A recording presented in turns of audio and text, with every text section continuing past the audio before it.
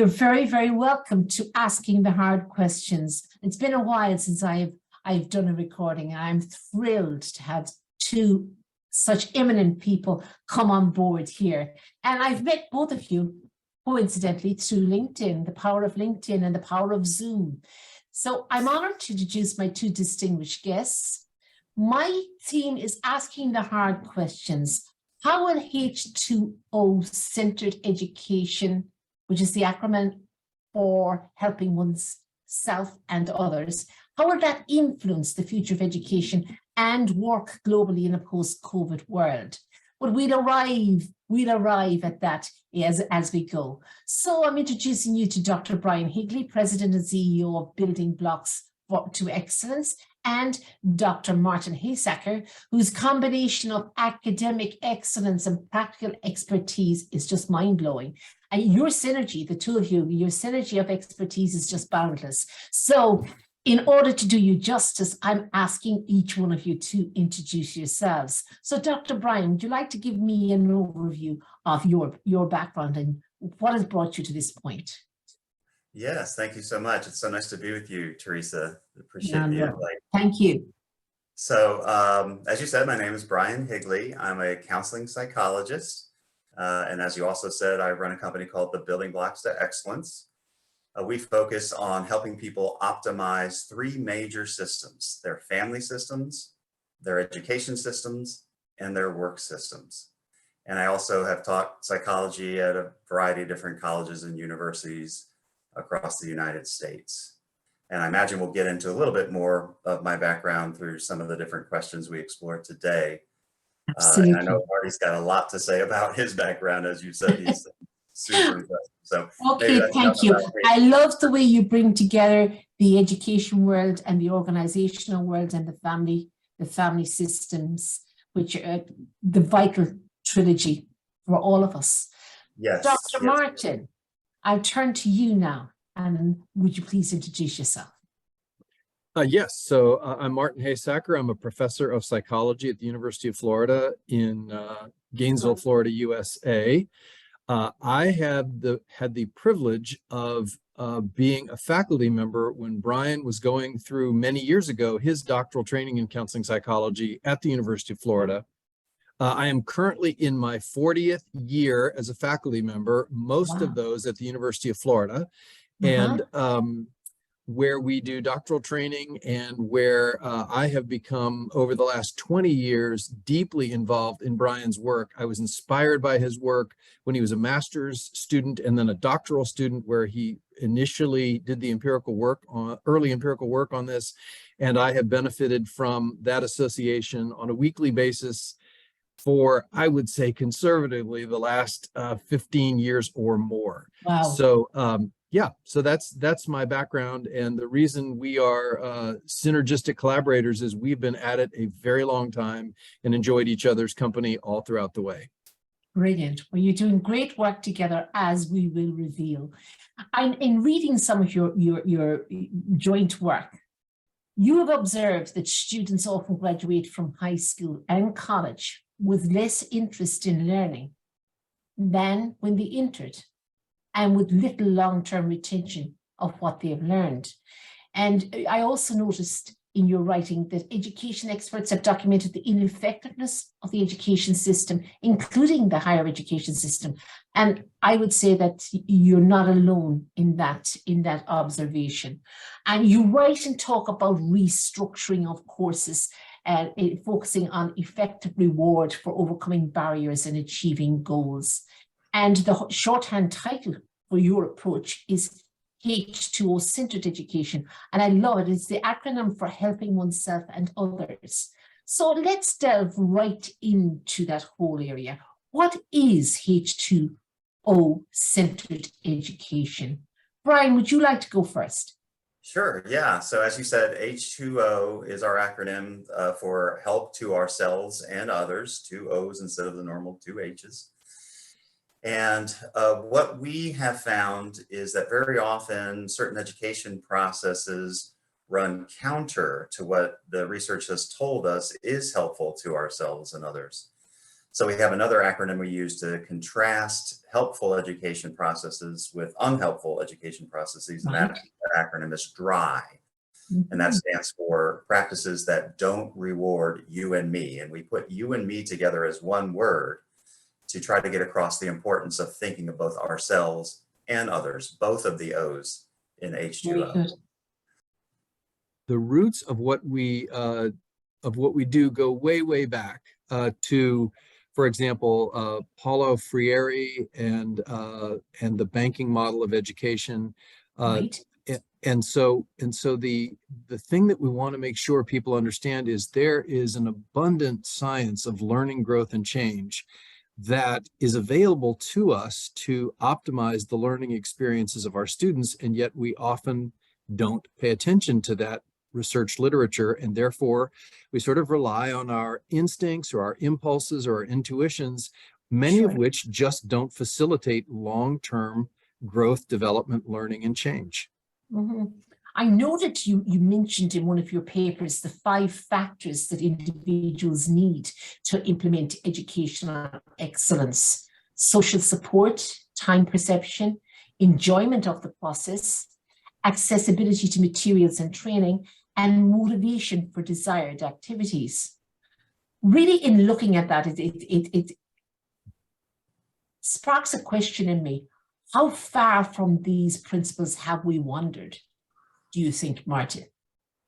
It's a great question. In fact, there's a sort of a well-published movement in United States psychology called grit, which basically says that people are, in a sense, born with the tenacity to get things done, or they're not. And the truth is, STEAM directly opposes that idea. It says that if those 5 elements you just mentioned, Teresa, are in place, then people will have the motivation to achieve the goals that are aligned with those STEAM elements. And if not, they won't. So instead of saying there's a world of people who are doers and a world of people who are non-doers, the research literature actually suggests that each of us under certain circumstances is a doer, and each of us under other circumstances is a non-doer, and that STEAM is an acronym that guides us about the components that are required for people to achieve their goals. And isn't, when you think of it in that light, isn't home life, upbringing, these formative years so important, and then entry into the system that is the schooling system? You're preaching to the choir there, Teresa. We once we uncovered these different factors and kind of noticed, just as Marty said, how important those 5 factors we do and the things that we just want to do but don't do, we started thinking, well, why wouldn't we structure the education system so that we're helping people to boost their STEAM from the very beginning to the very end? And our major aim is to create what we call STEAM experts, so that by the time they get done with high school and college and beyond, they get out into the world with a strong set of STEAM related skills. So then that synergy between home and school is so important, isn't it, at the outset? It is. And I also want to mention, Teresa, that one critical element that we have not explored as much as we'd like to is that we need STEAM-centered families. So when parents say to children, you should be a lawyer because lawyers make good money, or you should be a steel worker because everybody in our family is a steel worker, that's not providing a STEAM-centered environment for that child. So instead of dictating what should be the course of action for a child, I mean, sometimes I'm a parent of now 2 grown children, and sometimes you have to dictate, no hand on the hot stove, don't run out in the street. But absent that, what we really want to do is train parents to work with their children to uncover what are the motivating things in that child's life. What is the vision that child is trying to achieve? What's the mission that child is on? And the truth is, at a very young age, children, just like all of us, fashion out a sense, if they're permitted to, of what they'd like to do and what they'd like to be. And we think parenting can go hand in glove with schoolwork when all of us appreciate that each person has a mission in life and each person is evolving into being a particular being, and that we need to honor and facilitate that. And Teresa, just to piggyback on that, the three systems I mentioned at the opening of the interview, the family system, the education system, and the work system, are all feedback loops. So why is it that family systems aren't as STEAM-centered? Well, it's probably because the parents weren't in a STEAM-centered educational environment. What can we do about that if people don't have a STEAM-centered educational environment? Well, we can train people in the workforce to be more STEAM-centered. So we really are focused on helping people become more STEAM-centered in all three of those systems: family system, education system, and work system, so that those systems can act as STEAM-centered feedback loops for people. I mean, when you think of it in the Western world, I think the family system has been under attack for a long time. The pressures on parents, for both parents to be working, and you know, the child entering into care facilities at an early age, etc., etc. And you know, the old saying, "The hand that rocks the cradle rules the world." We've moved a long way away from that, haven't we? You know, but I noticed as well the actual, I suppose, the evidence for the effectiveness of your H2O centered education. You have three sources. You've got the quasi-experiments too that you've carried out. You have the journals that you've co-authored from 2015 onwards, and you have the faculty peer evaluations. So this is not just some hunch or notion that you have run with. You really have done your homework. Would you like to talk about that, Marty? Absolutely. So you actually, one of my favorite studies is a study you just alluded to, where we ran an experiment where we brought in college students and we randomly assigned them to tell us about a goal that they had pursued and failed, or we randomly assigned them to tell us about a goal that they had pursued and achieved. We asked for it to be a very recent goal. So these two groups, because they were randomly assigned, were basically identical to each other, except we asked them to nominate two different kinds of goals as they went through the rest of the study. So what we then did was something very straightforward. We had already developed a measure that measured the STEAM elements. Teresa, the elements that you laid out earlier in the broadcast. And so we developed that measure, we validated that measure, and so we used that measure on those two groups of people, and we said, please tell us how much of these 5 elements, social support, time availability, enjoyment, accessibility, motivation, you had with regard to this particular goal, that for half of you was a goal you failed to achieve, and for half of you was a goal you achieved.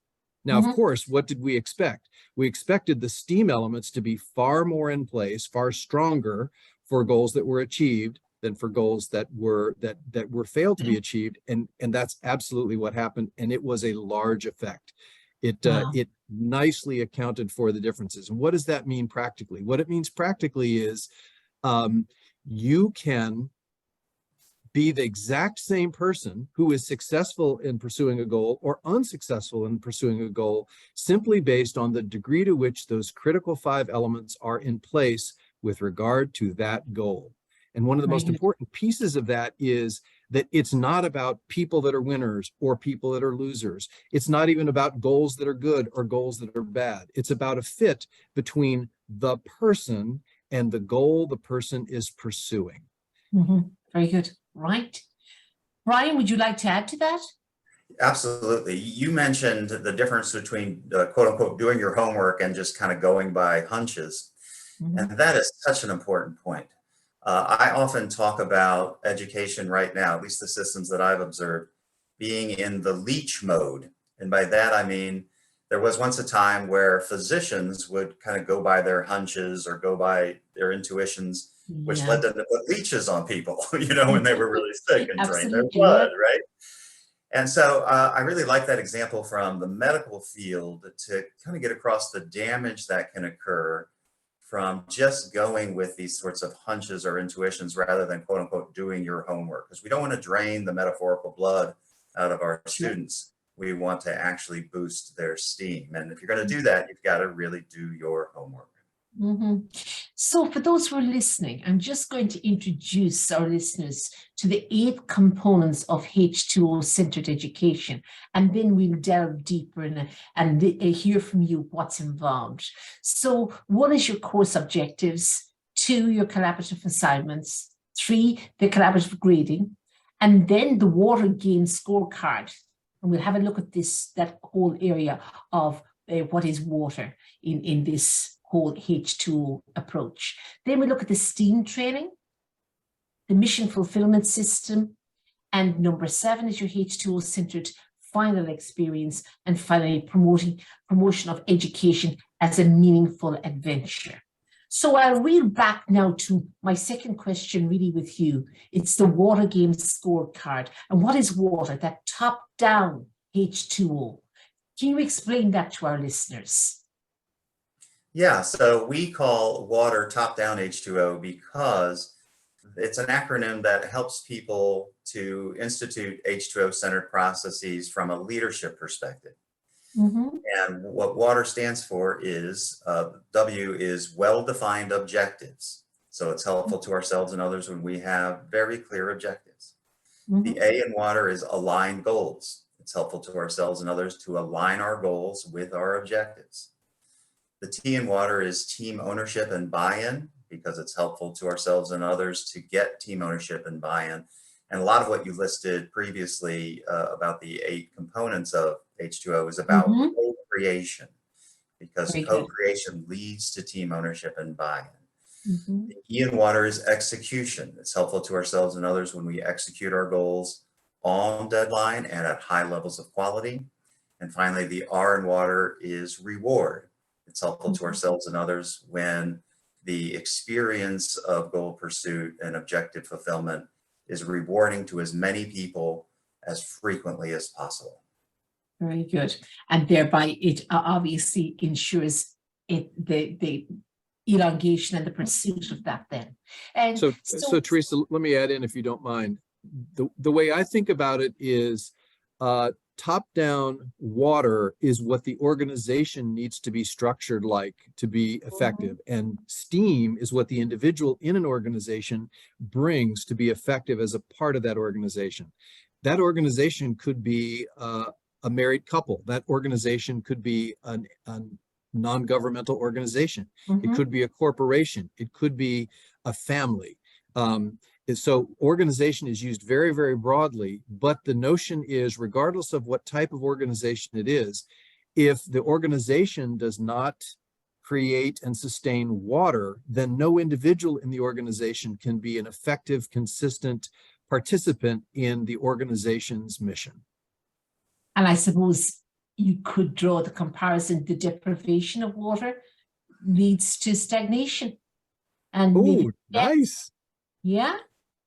And Teresa, that really gets to the contrasting acronyms we use, H2O and dry.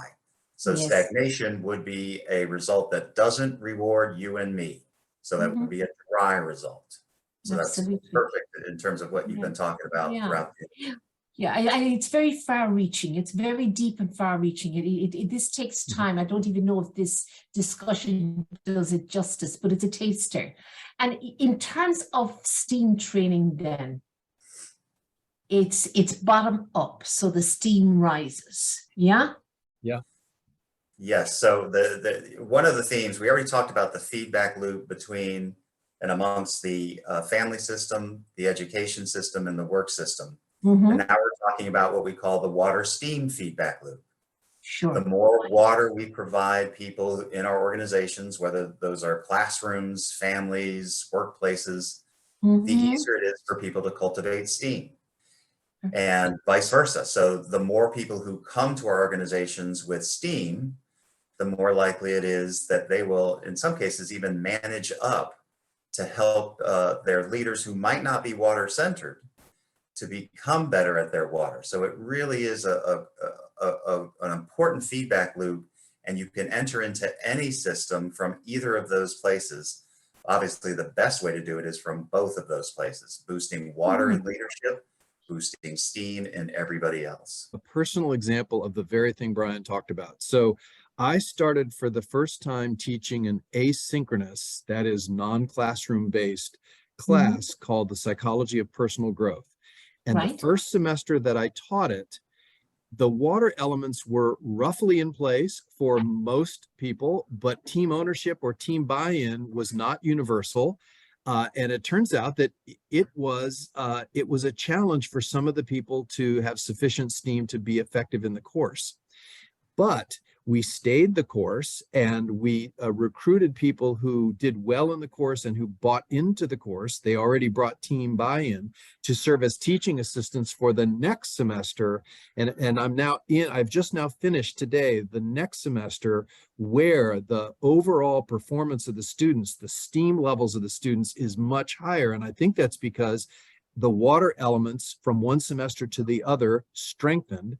And that facilitated the performance of the students and the teaching assistants. And then to represent the managed up concept that Brian just talked about, my teaching assistants, as Brian knows because he meets weekly with us, the higher level administrative teaching assistants have been extremely facilitative in improving the delivery of the course and the clarity of the course and the experience for the students, because they are all in.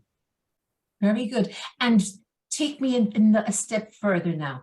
How do you think that this experience translates into the workplace with these students?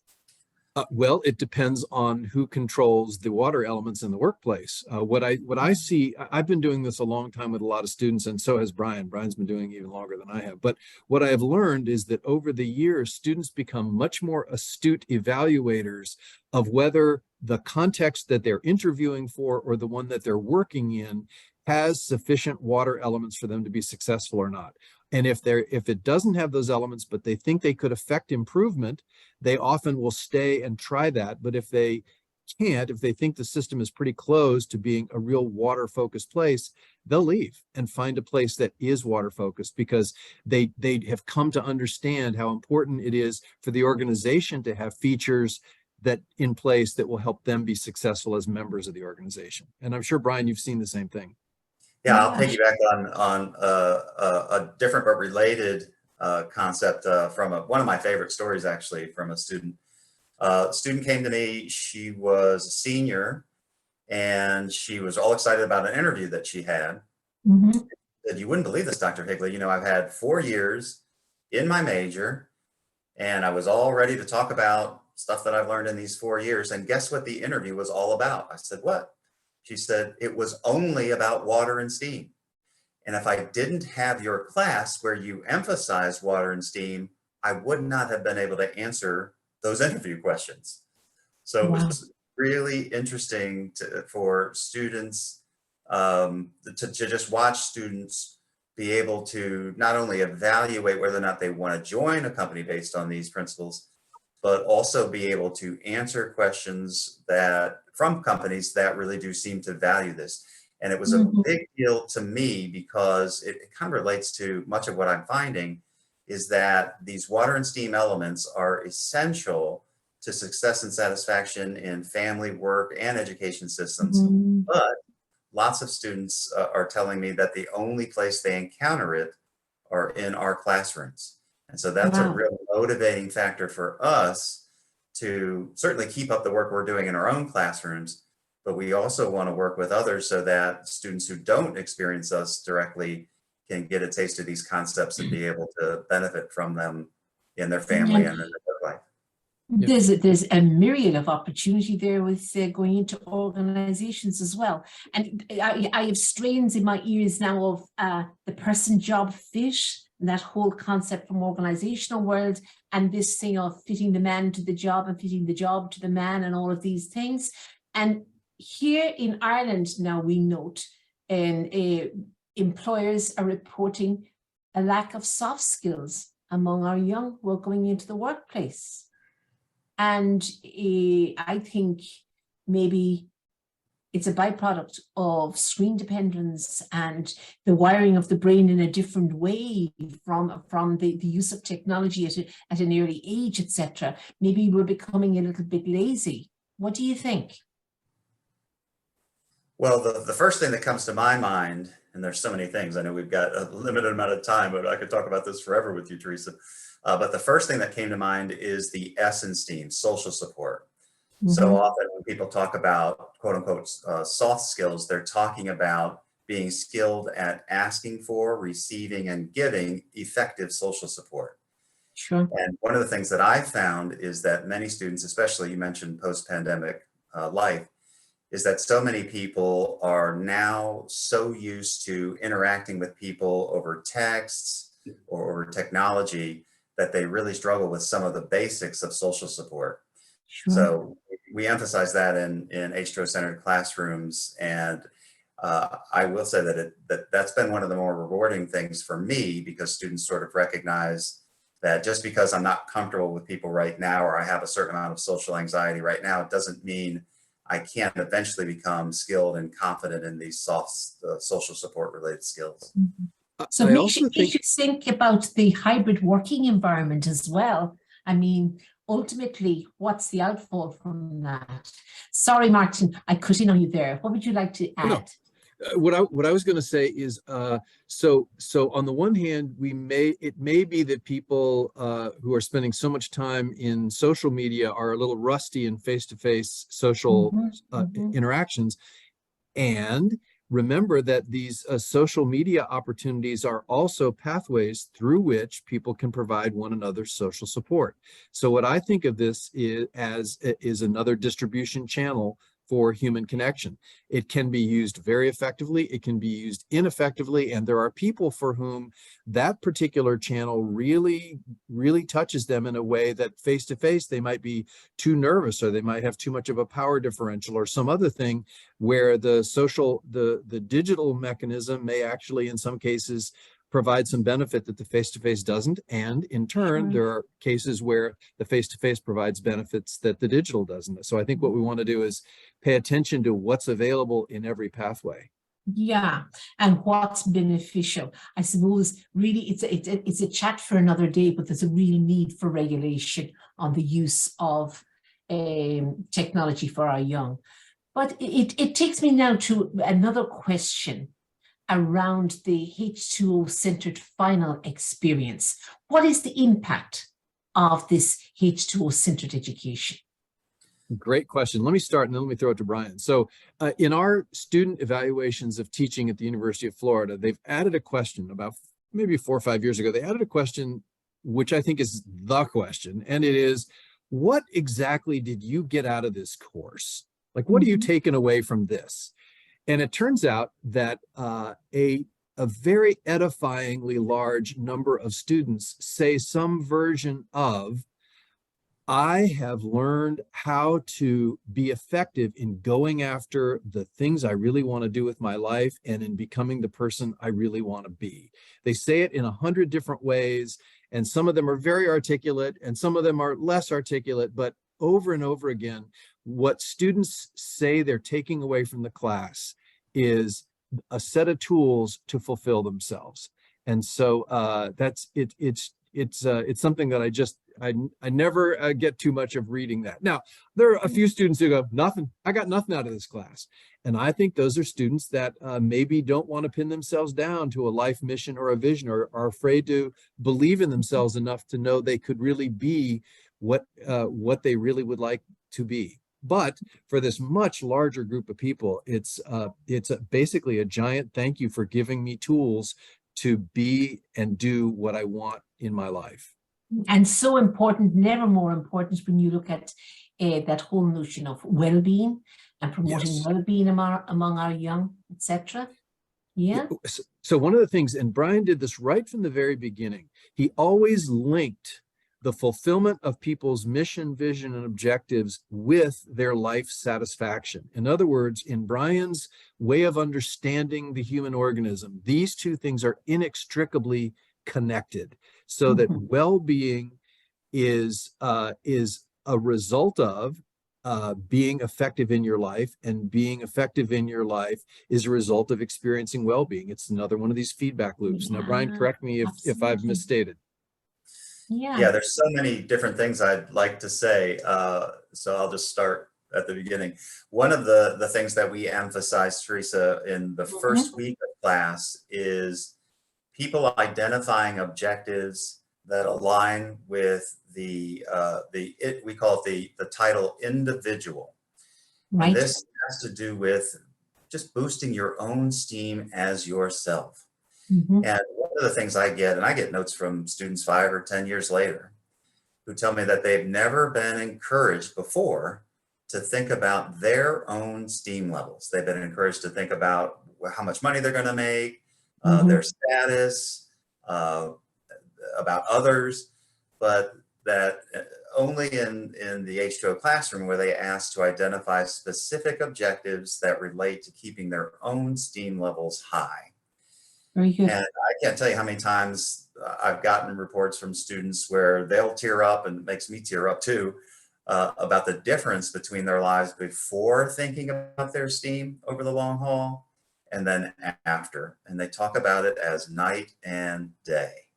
So that's, So I think, something important to that, catch them.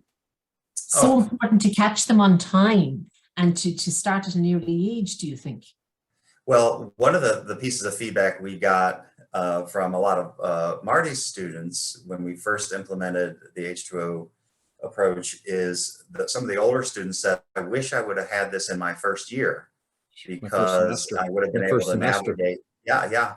I would have been able to navigate college much easier by recognizing objectives and goals and activities that helped me versus objectives, goals, and activities that dried me out, so to speak. Mm. And so that really led us, that piece of feedback. Marty talked about the importance of getting student feedback into our loop. One of the things that we decided from that feedback is that we would try to do a better job of promoting the class with incoming first years. And Yeah, that became yeah. something that we really focused on. We all, And Teresa, I think you're so right that we've got to catch people as early as possible. But I've also found that catching them at any time in the lifespan is better than not catching them at all. So Sure. yes, so we catch them hopefully in education, but then the work that we do in organizations helps us to identify people who didn't get caught, unfortunately, in their education process, which is a ton of people, as I'm sure you know. And then we catch them in some of our organizational trainings. If you didn't learn STEAM in the education system, then we'll try to get it across to you in the work system. How would you both sum up your present observations around education in a post-COVID world and what you believe is needed in education globally in order to prepare our young for an uncertain future?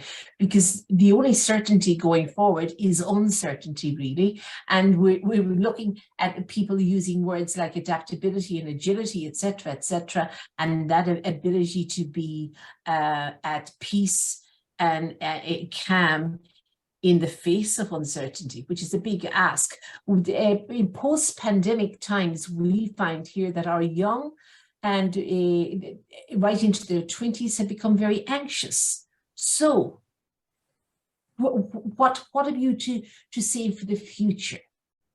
Yeah, so I'll start with that. I know Marty's got a lot of thoughts on that, but not to be redundant, but what we have found is that, and one of the reasons why we are trying to put more needles in more haystacks, is that post-pandemic, people need STEAM even more than ever.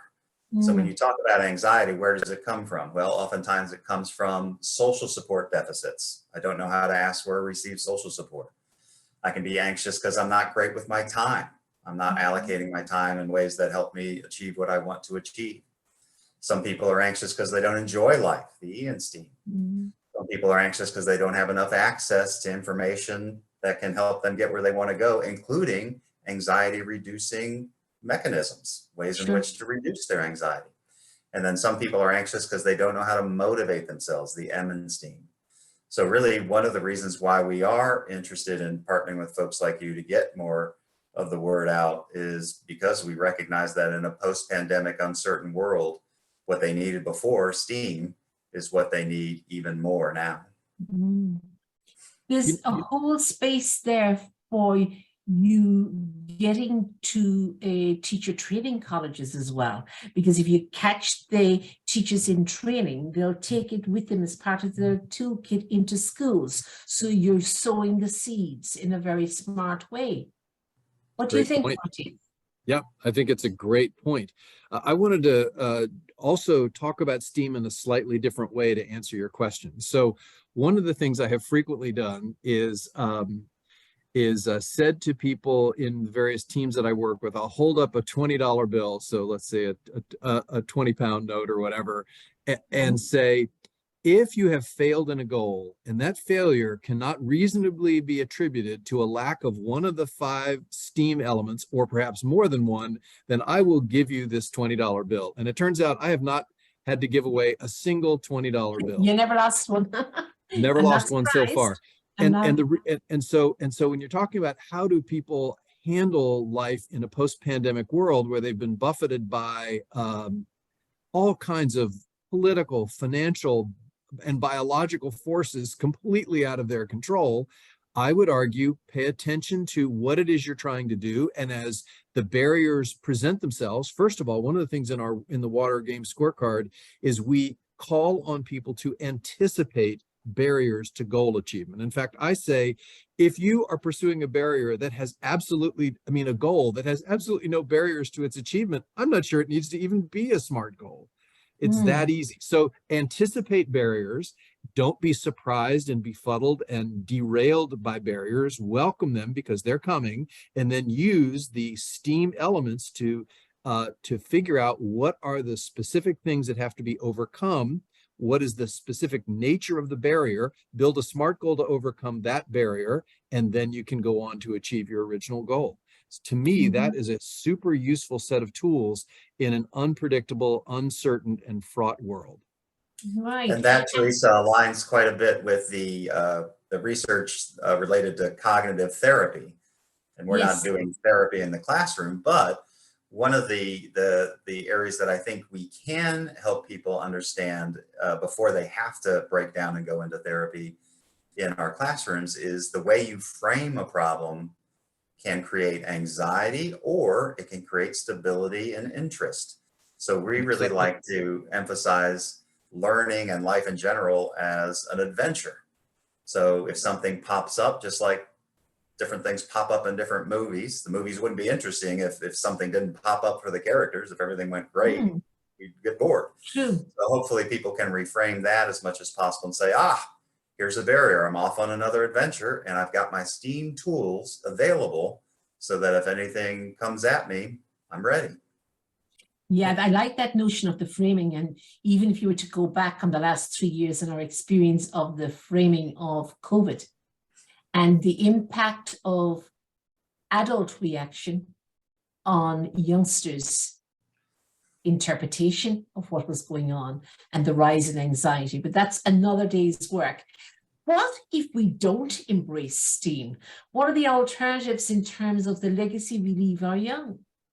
So when we are not experts in the Irish education system whatsoever, but as we look in the US education system, examples abound of what is going to happen when you don't pursue an H2O based education system. Many educators and many educational systems are dry.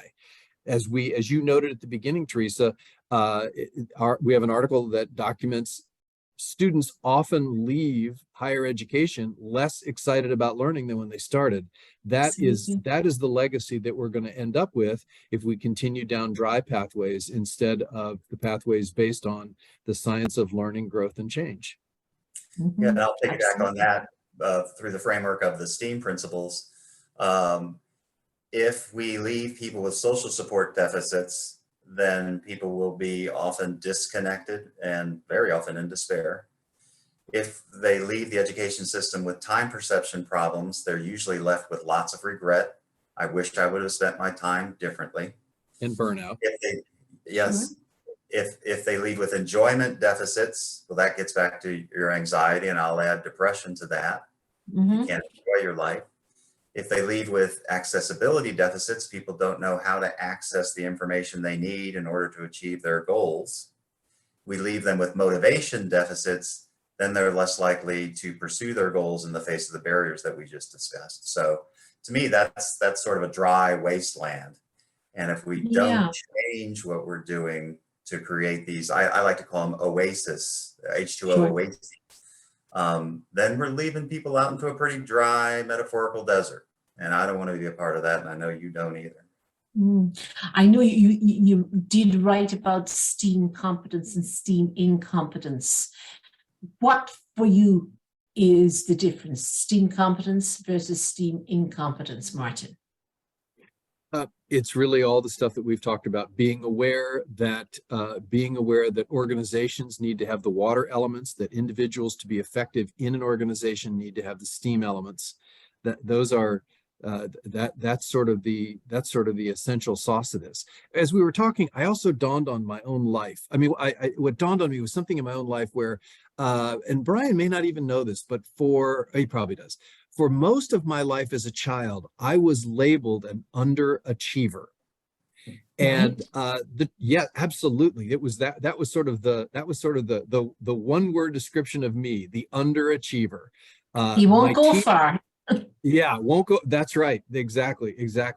And it turns out that I was an underachiever because I was in an educational system that was really dry, but I was 10, so I didn't understand these components. Or I was 12 or whatever. When I got to college, there was enough latitude that I just could move to the spaces that really motivated and excited me, and it was transformational. And I don't think from my first semester of college until now, I've been labeled an underachiever. Maybe, but not very often. And the difference wasn't me, I'm the same person. The difference was that I was able to go to places and spaces that were water and steam based, although I didn't have that lingo then, and I got to get away from dry spaces. You were probably labeled a late developer. Right. Yeah. Yeah. And Teresa, just to kind of summarize that, and I've had so many discussions with people who were mislabeled and then sort of freed themselves from the label. A phrase in this country that holds a lot of meaning is life, liberty, and happiness pursuit. And so we talk a lot in this country about H2O-centered education being all about preparing people to be life, liberty, and happiness pursuit experts. Dry education is the opposite, usually results in shorter lifespans, less experience of freedom of choice, and lower subjective well-being. So that's one of the ways I like to differentiate between, to differentiate between H2O and dry education, and to make clear the stakes of what it is we're talking about here. Do we want to promote longer lifespans, more freedom of choice for more people, and more well-being for individuals, or do we want to do the opposite? And I know what side I'm on. And largely your work is based in the US at the moment. Have you spread your wings to other countries yet, or you're in the process?